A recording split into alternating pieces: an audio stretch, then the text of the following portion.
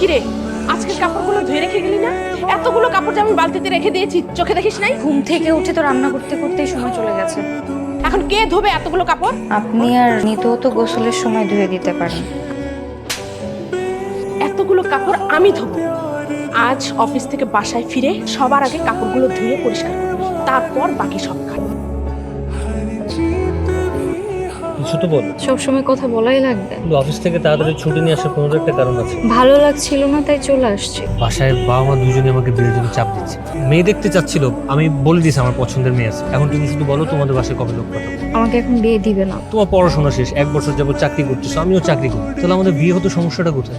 মানুষের একান্ত কিছু কিছু দুঃখ থাকে, এসব তুমি বাদ দাও। বিয়ের পরে সব দুঃখ টুক্ষ থাকবে, সব পালাবে। আমি 2 দিনের মধ্যে তোমাদের বাসায় লোক পাঠানো যাবো। আমার এগুলো নিয়ে কথা বলতে ভালো লাগছে না, আমার মনটা আজকে ভালো নাই। আচ্ছা তুমি থাকো, আমি যাই। হ্যাঁ আচ্ছা, অন্য কোনো